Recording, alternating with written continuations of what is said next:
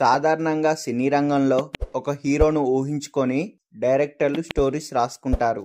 కానీ ఊహించని విధంగా ఆ స్టోరీని మరో హీరో దగ్గరికి వెళ్ళి ఆగుతుంది. కొన్ని సందర్భాల్లో మాత్రం కొందరు స్టార్స్ ఖాతాలో పడాల్సిన హిట్స్ మరికొందరి ఖాతాలో పడుతుంది.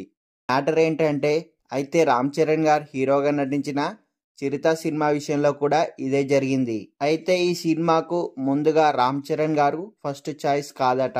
అంతకంటే ముందే టాలీవుడ్ యంగ్ హీరో కోసం ఈ స్టోరీని రెడీ చేసుకున్నారని ప్రముఖ సీనియర్ రచయిత అయిన తోటా ప్రసాద్ గారు ఒక ఇంటర్వ్యూలో తెలిపారు.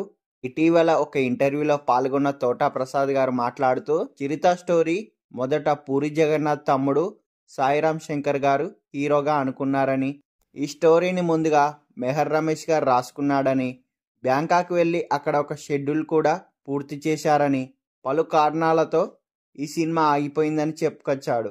ఇక ఆ తర్వాత అదే స్టోరీతో చిరంజీవి గారి దగ్గరికి వెళ్ళింది ఈ స్టోరీ. దీనికి అశ్వినీ దత్ గారు ప్రొడ్యూస్ చేశారు.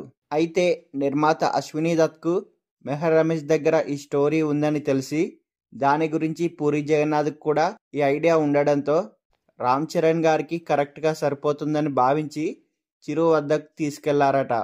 చిరంజీవి గారు తన తనయుడిని దృష్టిలో పెట్టుకొని స్టోరీలో కొన్ని మార్పులు చేర్పులు చేపించి హీరోను మరింత మాస్గా చూపించడంతో చిరు ఓకే చేశారని పూరి జగన్నాథ్ గారు ఈ చిత్రానికి డైరెక్షన్ వహించారట.